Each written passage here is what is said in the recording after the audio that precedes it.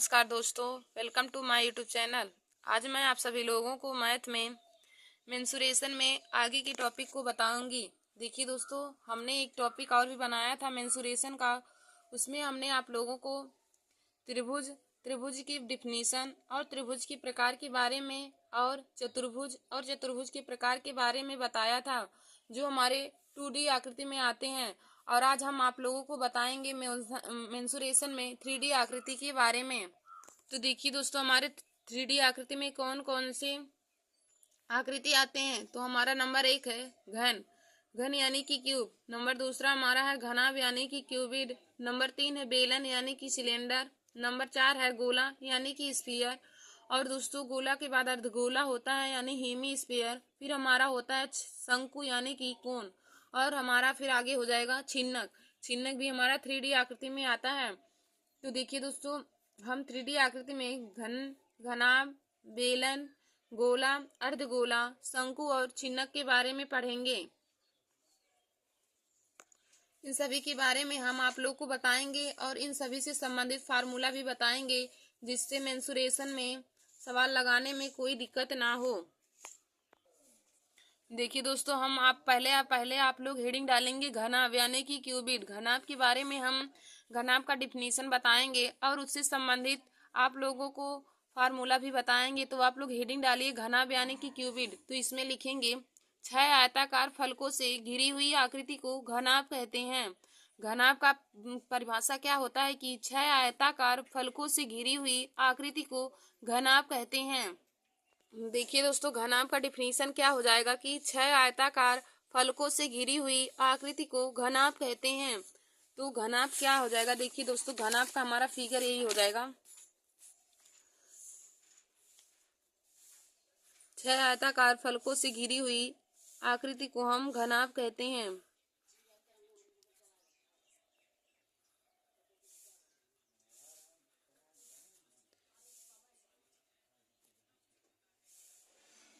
ये हमारा घनाभ है। तो घनाभ में यह हमारा लंबाई हो जाएगा, या चौड़ाई हो जाएगा, और यह हमारा ऊंचाई हो जाएगा।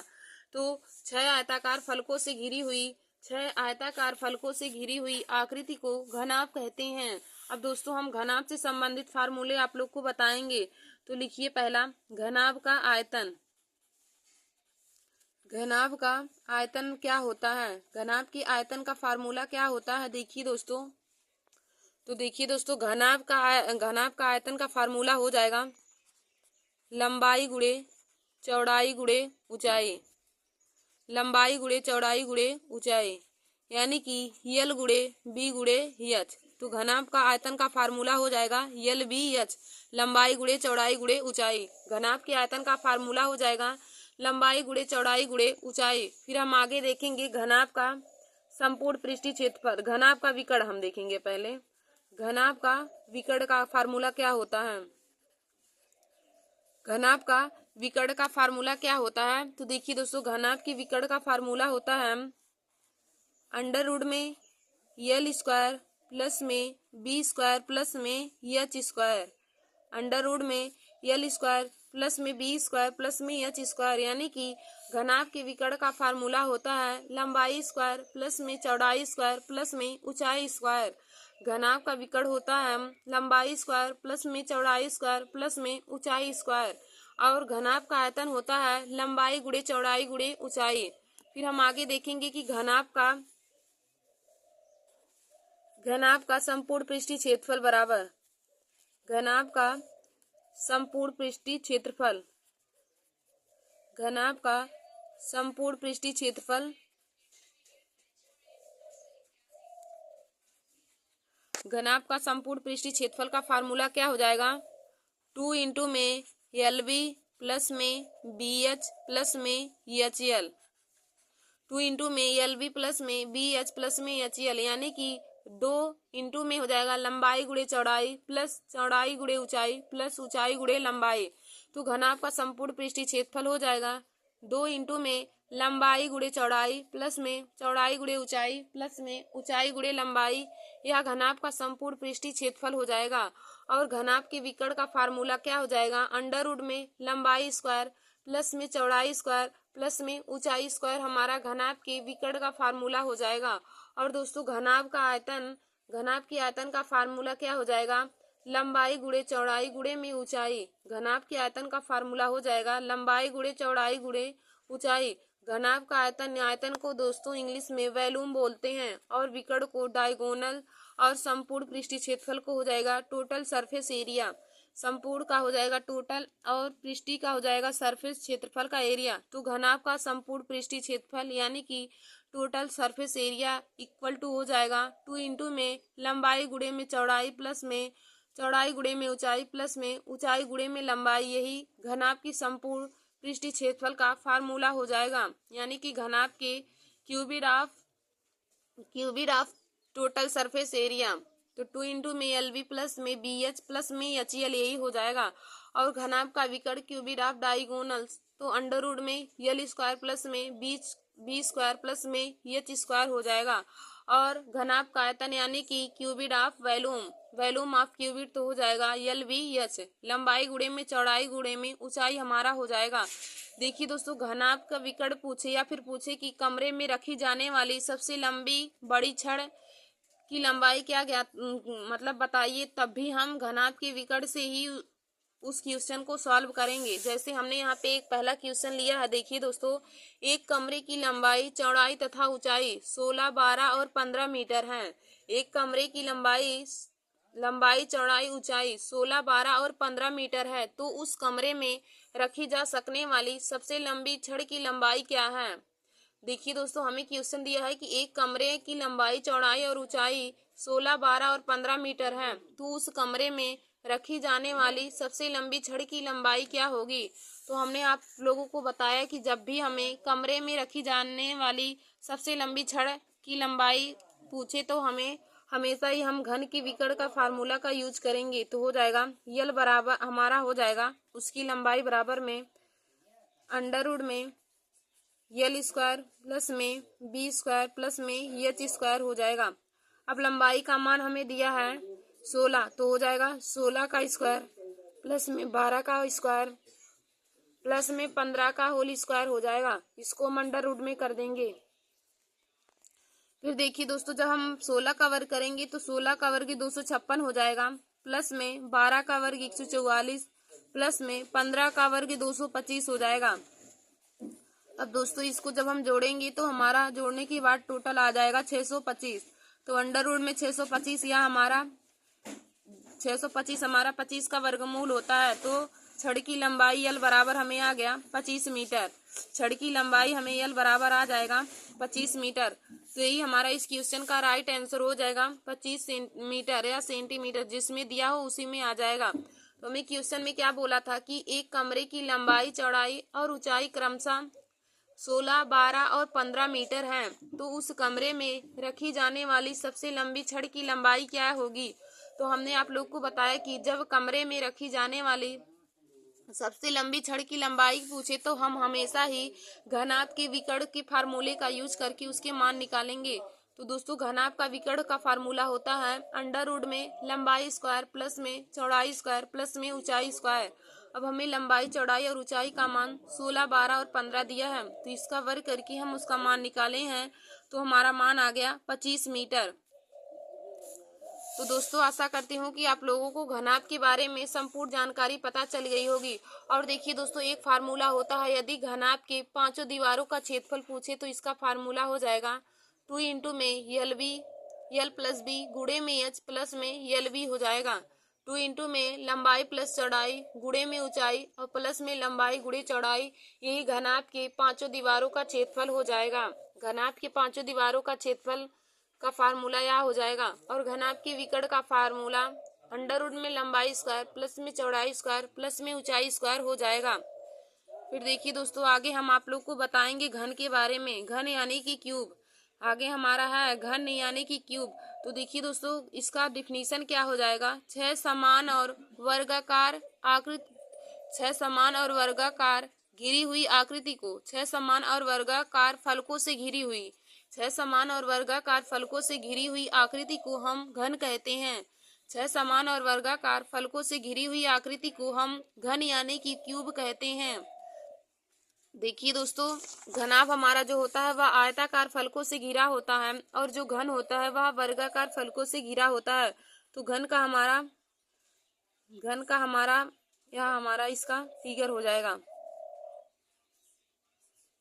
देखिए दोस्तों, घन और घनाभ में यदि अंतर पूछे तो आप लोग यही बताएंगे कि घनाभ जो होता है वह 6 समान आयताकार फलकों से घिरा होता है और जो हमारा घन होता है वह 6 वर्गाकार फलकों से घिरा होता है। घनाभ जो होता है वह आयताकार फलकों से मिलकर बना होता है और हमारा जो घन होता है वह 6 समान वर्गाकार फलकों से घिरा होता है। तो देखिए दोस्तों, हम अब आप लोगों को घन के बारे में बताएंगे। तो घन के आयतन का फार्मूला क्या होता है? घन का आयतन का फार्मूला, देखिए दोस्तों, घन में सभी भुजाएं हमारी बराबर होती हैं तो घन के आयतन का फार्मूला हो जाएगा भुजा क्यूब। यानी कि जो हमारी लंबाई चौड़ाई ऊंचाई दी होगी, जो उसमें भुजा दिया होगा उसी का हम क्यूब कर देंगे तो हमें घन का आयतन निकल के आ जाएगा। तो घन के आयतन का फार्मूला होता है भुजा क्यूब। फिर हम आगे देखेंगे घन का विकर्ण। घन के विकर्ण का फार्मूला क्या हो जाएगा? भुजा अंडर रूट 3। भुजा अंडर रूट 3 यही घन का विकर्ण हो जाएगा। तो घन की विकर्ण का फार्मूला हो जाएगा भुजा अंडर रूट में 3। फिर हम आगे देखेंगे घन का संपूर्ण पृष्ठीय क्षेत्रफल। संपूर्ण पृष्ठीय क्षेत्रफल, संपूर्ण पृष्ठीय क्षेत्रफल हमारा क्या होता है? घन का संपूर्ण पृष्ठीय क्षेत्रफल होता है 6a², यानी कि 6 गुणे में भुजा स्क्वायर। तो घनाभ में देखिए दोस्तों, घन और घनाभ में हमारी 6 भुजा होती हैं तो घन का संपूर्ण पृष्ठीय क्षेत्रफल का फार्मूला हो जाएगा 6a²। ए का मतलब यहाँ पे ए हमारी भुजा है तो 6 गुणे में भुजा स्क्वायर हमारा घन के संपूर्ण पृष्ठीय क्षेत्रफल का फार्मूला हो जाएगा। और देखिए दोस्तों, यदि घन की तीनों दीवारों का क्षेत्रफल पूछे तो वहां पे 3a² हो जाएगा। यदि 2 दीवारों का क्षेत्रफल पूछे तो 2a² हो जाएगा और यदि चारों दीवारों का क्षेत्रफल पूछे तो 4a² हो जाएगा। यानी कि जितने दीवार पूछेंगी उतने में हम भुजा का स्क्वायर करके गुणा कर देंगे।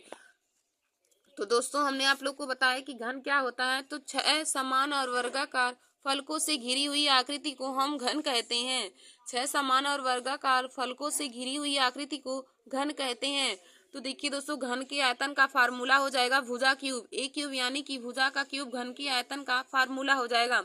घन का विकर्ण का फार्मूला होता है भुजा अंडर रूट 3 और घन की चारों दीवारों का क्षेत्रफल का फार्मूला हो जाएगा 4a²। घन की चारों दीवारों का क्षेत्रफल हो जाएगा 4a² और घन के पांचों दीवारों का क्षेत्रफल, घन के देखिए दोस्तों, जब भी पूछे घन की पांचों दीवारों का क्षेत्रफल या फिर उसको बोले कि खुली संदूक का क्षेत्रफल, तब आप लगाएंगे 5a² होता है। खुली संदूक का क्षेत्रफल पूछे या पांचों दीवारों का क्षेत्रफल तो आप लिखेंगे 5a²। और दोस्तों, घन की सतह का विकर्ण का फार्मूला होता है under root 2a। Under root 2a घन की सतह के विकर्ण का क्षेत्रफल हो जाएगा। फिर देखिए दोस्तों, आगे हम आप लोगों को बताएंगे सिलेंडर यानी कि बेलन के बारे में। आगे आप लोगों को हम बताएंगे बेलन के बारे में। तो दोस्तों, बेलन को हम इंग्लिश में सिलेंडर बोलते हैं। तो देखिए दोस्तों, जब भी क्वेश्चन में आप लोगों को तार, कुआं, पाइप, रोलर की लंबाई या उसका आयतन या उसका टोटल संपूर्ण पृष्ठीय क्षेत्रफल पूछे तो आप लोग बेलन के ही फार्मूले का यूज करेंगे, वहां पे बेलन का ही फार्मूला लगाएंगे। तो देखिए दोस्तों, बेलन यानी कि सिलेंडर, तो बेलन का हमारा आयतन क्या हो जाएगा? देखिए, हमने जैसे यहाँ पे फिगर बनाया है, तो फिगर हमने बनाया है यहाँ से यहाँ तक, यह बेलन की त्रिज्या हो जाएगी, यह बेलन की ऊंचाई हो जाएगी। तो देखिए दोस्तों, बेलन का कर्व सरफेस एरिया यानी कि बेलन का पृष्ठीय क्षेत्रफल। तो बेलन के पृष्ठीय क्षेत्रफल का फार्मूला क्या होता है? जैसे देखिए दोस्तों, यही हमारा बेलन है।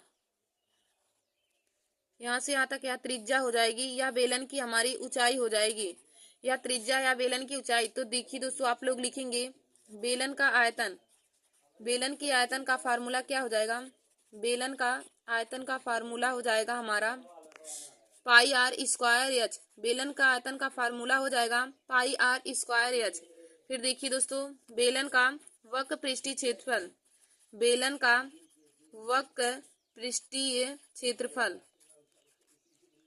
बेलन का वक्र पृष्ठीय क्षेत्रफल का फार्मूला क्या हो जाएगा? 2πr(h). बेलन का वक्र पृष्ठीय क्षेत्रफल का फार्मूला हो जाएगा 2πr(h). और फिर हम आगे देखेंगे बेलन का संपूर्ण पृष्ठीय क्षेत्रफल। बेलन का संपूर्ण पृष्ठीय क्षेत्रफल। तो देखिए दोस्तों, बेलन का संपूर्ण पृष्ठीय क्षेत्रफल का फार्मूला क्या हो जाएगा, 2πr ब्रैकेट में h प्लस में r हो जाएगा। बेलन के संपूर्ण पृष्ठीय क्षेत्रफल का फार्मूला हो जाएगा 2πr ब्रैकेट में h प्लस r, और बेलन के आयतन का फार्मूला हो जाएगा πr स्क्वायर h, और बेलन के वक्र पृष्ठीय क्षेत्रफल का फार्मूला हो जाएगा 2πr h। देखिए दोस्तों, बेलन के वक्र पृष्ठीय क्षेत्रफल का फार्मूला हो जाएगा 2πr h, बेलन के आयतन का फार्मूला हो जाएगा πr स्क्वायर h, और बेलन की संपूर्ण पृष्ठीय क्षेत्रफल का फार्मूला हो जाएगा 2πr ब्रैकेट में h प्लस में r। और दोस्तों, बेलन के आधार का क्षेत्रफल पूछे। बेलन के आधार का क्षेत्रफल। बेलन के आधार का क्षेत्रफल। देखिए दोस्तों, यह जो हमारा बेलन का आधार है यह एक वृत्ताकार है। बेलन का आधार है तो वृत्ताकार है, तो बेलन के आधार का क्षेत्रफल यानी कि वृत्त का क्षेत्रफल, तो वृत्त का क्षेत्रफल हमारा πr स्क्वायर होता है। तो हमारा हो जाएगा πr स्क्वायर। बेलन के आधार का क्षेत्रफल हो जाएगा πr स्क्वायर, क्योंकि बेलन का जो आधार है वह वृत्ताकार है, तो बेलन के आधार का क्षेत्रफल हो जाएगा πr स्क्वायर। देखिए दोस्तों, पाई का मान होता है 22/7, या फिर हम यदि दशमलव में लिखें तो 3.14 होता है।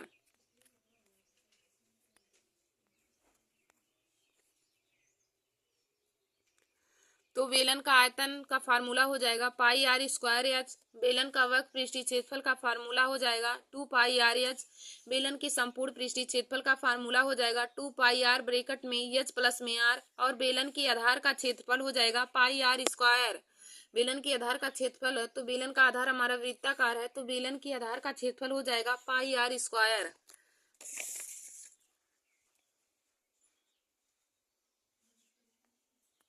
फिर देखिए दोस्तों, आगे हम आप लोगों को शंकु के बारे में बताएंगे। शंकु, इसको हम इंग्लिश में कोन बोलते हैं। शंकु को इंग्लिश में कोन बोला जाता है। तो देखिए दोस्तों, यह हमारा शंकु का फिगर है। यहाँ से यहाँ तक यह शंकु की त्रिज्या है, और यह शंकु की ऊंचाई है, और जो यह हमारा है यह शंकु की तिर्यक ऊंचाई है। तो आगे हम आप लोगों को शंकु के बारे में बताएंगे। तो हमारा यही जैसे शंकु है, शंकु, इसको हम इंग्लिश में कोन बोलते हैं। तो यही देखिए दोस्तों, शंकु का हमारा फिगर है।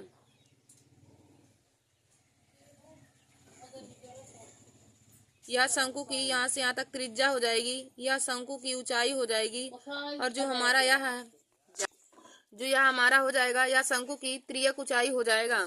तो देखिए दोस्तों, शंकु का यह तिर्यक ऊंचाई हो जाएगा, यह ऊंचाई हो जाएगा, और यहाँ से यहाँ तक यह शंकु की त्रिज्या हो जाएगी। तो हम इससे संबंधित फार्मूला लिखेंगे। शंकु का आयतन बराबर, शंकु के आयतन का फार्मूला क्या होता है, शंकु का आयतन यानी कि वॉल्यूम। तो शंकु के आयतन का फार्मूला होता है 1/3 πr स्क्वायर h।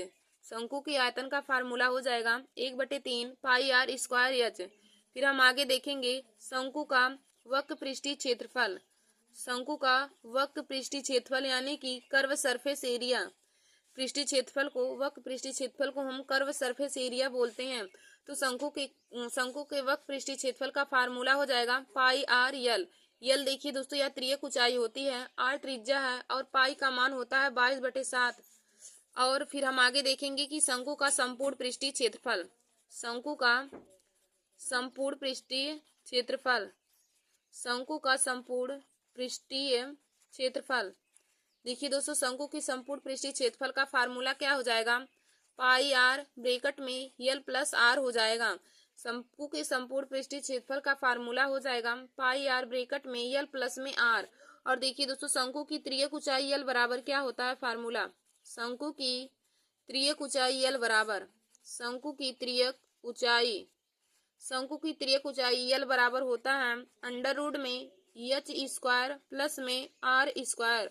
शंकु की तिर्यक ऊंचाई l बराबर होता है अंडर में h स्क्वायर प्लस में r स्क्वायर।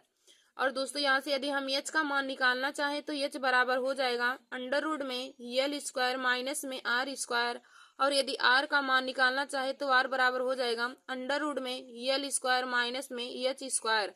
तो दोस्तों, पक्षांतर करके आप तीनों का मान निकाल सकते हैं। जब हमें ऊंचाई और त्रिज्या दिया हो और तिर्यक ऊंचाई पूछे तो शंकु की तिर्यक ऊंचाई l बराबर होता है अंडर में h स्क्वायर प्लस में r स्क्वायर, और शंकु की ऊंचाई h बराबर होता है अंडर रूट में यल स्क्वायर माइनस में आर स्क्वायर, और शंकु की त्रिज्या r बराबर होता है अंडर रूट में यल स्क्वायर माइनस में एच स्क्वायर। तो दोस्तों इस फार्मूले से आप तीनों का मान निकाल सकते हैं। हमने तीनों का फार्मूला भी बता दिया है। अब देखिए दोस्तों, हमने आप लोग को शंकु के बारे में बताया, तो शंकु के आयतन का फार्मूला हो जाएगा 1/3 पाई आर स्क्वायर एच। शंकु के आयतन का फार्मूला हो जाएगा 1/3 पाई आर स्क्वायर एच। फिर शंकु के वक्र पृष्ठीय क्षेत्रफल क्या हो जाएगा पाई आर यल। फिर देखिए दोस्तों, अगला हमारा हमने आप लोग को बताया शंकु का संपूर्ण पृष्ठीय क्षेत्रफल। तो शंकु की संपूर्ण पृष्ठीय क्षेत्रफल का फार्मूला क्या हो जाएगा पाई आर ब्रैकेट में यल प्लस में आर। शंकु की संपूर्ण पृष्ठीय क्षेत्रफल का फार्मूला हो जाएगा पाई आर ब्रैकेट में यल प्लस में आर। फिर हमने आप लोग को बताया कि शंकु की त्रियक ऊंचाई यल बराबर हमारा फार्मूला क्या होता है अंडर रूट में एच स्क्वायर प्लस में आर स्क्वायर, और ऊंचाई एच बराबर हो जाएगा अंडर रूट में यल स्क्वायर माइनस में आर स्क्वायर, और शंकु की त्रिज्या r बराबर हो जाएगा अंडर रूट में यल स्क्वायर माइनस में एच स्क्वायर। फिर दोस्तों हमारा अगला टॉपिक है आगे हमारा गोला यानी कि स्फीयर। गोला को हम इंग्लिश में स्फीयर बोलते हैं। तो देखिए दोस्तों, गोला हमारा हमने यहाँ पे फिगर बनाया, गोला या गोले की त्रिज्या है। तो गोले का टोटल सरफेस एरिया यानी कि संपूर्ण पृष्ठीय क्षेत्रफल क्या होता है, गोले की संपूर्ण पृष्ठीय क्षेत्रफल का फार्मूला होता है 4 पाई आर स्क्वायर। गोले की संपूर्ण पृष्ठीय क्षेत्रफल का फार्मूला होता है 4 पाई आर स्क्वायर। टीएसए का मतलब टोटल सरफेस एरिया। गोले की संपूर्ण पृष्ठीय क्षेत्रफल का फार्मूला हो जाएगा 4 पाई आर स्क्वायर। फिर दोस्तों देखिए हमारा अगला क्या है इसमें फार्मूला वॉल्यूम यानी कि गोले का आयतन का फार्मूला हो जाएगा 4/3 पाई आर क्यूब। गोले के आयतन का फार्मूला हो जाएगा 4/3 पाई आर क्यूब। देखिए दोस्तों, गोले की संपूर्ण पृष्ठीय क्षेत्रफल का फार्मूला होता है 4 पाई आर स्क्वायर, और गोले की आयतन का फार्मूला होता है 4/3 पाई आर क्यूब। गोले के आयतन का फार्मूला हो जाएगा 4/3 पाई आर क्यूब, और गोले की संपूर्ण पृष्ठीय क्षेत्रफल का फार्मूला हो जाएगा 4 पाई आर स्क्वायर। फिर दोस्तों आगे आप लोगों को अर्धगोला के बारे में बताएंगे। अर्धगोला यानी कि हेमी स्फीयर। अर्धगोला यानी कि हेमी स्फीयर। देखिए दोस्तों, तो हमने यहाँ पे फिगर अर्धगोले का बनाया है जिसकी त्रिज्या आर है। तो गोले का पृष्ठीय क्षेत्रफल, गोले का पृष्ठीय क्षेत्रफल यानी कि कर्व सरफेस एरिया, गोले के पृष्ठीय क्षेत्रफल का फार्मूला होता है 2 पाई आर स्क्वायर। गोले के पृष्ठीय क्षेत्रफल का फार्मूला हो जाएगा 2 पाई आर स्क्वायर। फिर हम देखेंगे गोले का संपूर्ण पृष्ठीय क्षेत्रफल यानी कि टोटल सरफेस एरिया। गोले का संपूर्ण पृष्ठीय क्षेत्रफल टोटल सरफेस एरिया बराबर क्या हो जाएगा 3 पाई आर स्क्वायर। गोले का संपूर्ण पृष्ठीय क्षेत्रफल यानी कि टोटल सरफेस एरिया बराबर हो जाएगा 3 पाई आर स्क्वायर, और गोले का पृष्ठीय क्षेत्रफल यानी कि कर्व सरफेस एरिया बराबर हो जाएगा 2 पाई आर स्क्वायर। फिर हम देखेंगे गोले का आयतन यानी कि वॉल्यूम। गोले का आयतन का फार्मूला हो जाएगा 2/3 पाई आर क्यूब। गोले के आयतन का फार्मूला हो जाएगा 2/3 पाई आर क्यूब। तो देखिए दोस्तों, गोले का यदि पृष्ठीय क्षेत्रफल पूछे, गोले का वक्र पृष्ठीय क्षेत्रफल पूछे तो गोले अर्धगोले का, यदि गोले का पृष्ठीय क्षेत्रफल का फार्मूला पूछे तो गोले के पृष्ठीय क्षेत्रफल का फार्मूला होता है 2 पाई आर स्क्वायर, और गोले के अर्धगोले की संपूर्ण पृष्ठीय क्षेत्रफल का फार्मूला होता है 3 पाई आर स्क्वायर, और अर्धगोले का आयतन होता है इसका फार्मूला 2/3 पाई आर क्यूब। तो दोस्तों हमने आप लोग को गोले और अर्धगोले के बारे में अंतर बता दिया। गोले को इंग्लिश में स्फीयर और अर्धगोले को इंग्लिश में हेमी स्फीयर बोलते हैं। तो गोले का संपूर्ण पृष्ठीय क्षेत्रफल होता है 4 पाई आर स्क्वायर, और गोले का आयतन होता है 4/3 पाई आर क्यूब। और देखिए दोस्तों, अर्धगोले का पृष्ठीय क्षेत्रफल होता है 2 पाई आर स्क्वायर, और अर्धगोले का संपूर्ण पृष्ठीय क्षेत्रफल 3 पाई आर स्क्वायर होता है, और गोले का आयतन होता है 2/3 पाई आर क्यूब। फिर देखिए दोस्तों, आगे हम देखेंगे छिन्नक यानी कि फ्रस्टर कोण। छिन्नक देखिए दोस्तों, यही छिन्नक का हमारा यही आकृति होता है, छिन्नक की आकृति यही होती है। तो देखिए दोस्तों, छिन्नक का त्रियक ऊंचाई छिन्नक की त्रियक ऊंचाई यल स्क्वायर बराबर क्या होता है एच स्क्वायर प्लस में आर माइनस में आर स्क्वायर। देखिए दोस्तों, यह छिन्नक की आंतरिक त्रिज्या होती है और यह छिन्नक की बाहरी त्रिज्या होती है। तो छिन्नक में दो त्रिज्याएं होती है, एक आंतरिक एक बाहरी। तो बाहरी त्रिज्या हमारी आर और आंतरिक त्रिज्या स्मॉल आर होती है, और यह छिन्नक की ऊंचाई है और यह छिन्नक की त्रियक ऊंचाई है। तो देखिए दोस्तों, छिन्नक का चिन्हक की तिर्यक ऊंचाई एल स्क्वायर बराबर हमारा फार्मूला हो जाएगा एच स्क्वायर प्लस में आर माइनस में आर का होल स्क्वायर। चिन्हक की तिर्यक ऊंचाई एल स्क्वायर बराबर हो जाएगा एच स्क्वायर प्लस में capital R minus small r का होल स्क्वायर। फिर दोस्तों हम आगे देखेंगे छिन्नक के आयतन का फार्मूला। तो छिन्नक का आयतन v बराबर हमारा फार्मूला हो जाएगा 1/3 पाई एच, फिर ब्रेकेट में R square small r square plus में कैपिटल आर स्क्वायर प्लस में आर इंटू में आर हो जाएगा। छिन्नक का आयतन का फार्मूला हो जाएगा 1/3 पाई एच, फिर ब्रेकेट में आर स्क्वायर प्लस में आर इंटू में आर हो जाएगा। फिर हम आगे देखेंगे छिन्नक का वक्र पृष्ठीय क्षेत्रफल। छिन्नक के वक्र पृष्ठीय क्षेत्रफल का फार्मूला क्या हो जाएगा, पाई एल ब्रेकेट में आर प्लस में आर हो जाएगा। और छिन्नक के संपूर्ण पृष्ठीय क्षेत्रफल का फार्मूला क्या हो जाएगा, पाई एल ब्रेकेट में आर प्लस में आर, फिर प्लस में पाई आर स्क्वायर, फिर प्लस में पाई आर स्क्वायर। धन्यवाद दोस्तों, ऐसे ही वीडियो को देखने के लिए और मैथ के अन्य महत्वपूर्ण टॉपिक को पाने के लिए और जीके और हिंदी के भी महत्वपूर्ण टॉपिक को पाने के लिए आप सभी लोग हमारे YouTube channel Nancy success classes को सब्सक्राइब कर लीजिए और अपने दोस्तों में शेयर करना ना भूलिए। देखिए दोस्तों, हमने आप लोगों को फिर आगे हम देखेंगे खोखला गोला। देखिए दोस्तों, खोखला गोला इसको हम इंग्लिश में हेलो स्फीयर बोलते हैं। तो यही हमने खोखले गोले, यही देखिए दोस्तों, खोखले गोले का यही जो अंदर का है इसी का हमें जो निकालना रहता है खोखला गोला। इसमें क्या हो जाएगा, यही जो हमारा जो हमने यहाँ पे यही रंगा हुआ भाग लिया है तो यह हमारा खोखला गोला होता है। तो खोखले गोले की आयतन का फार्मूला क्या हो जाएगा, 4/3 pi capital R cube minus में 4/3 पाई स्मॉल आर क्यूब। यही हमारे खोखले गोले का आयतन का फार्मूला हो जाएगा। इसको हम ऐसे भी लिख सकते हैं 4/3 पाई ब्रेकेट में आर क्यूब माइनस में आर क्यूब, यानी कि कैपिटल आर का क्यूब माइनस में स्मॉल आर का क्यूब। तो खोखले गोले के आयतन का फार्मूला हो जाएगा 4/3 pi capital R cube minus में स्मॉल आर का क्यूब हो जाएगा।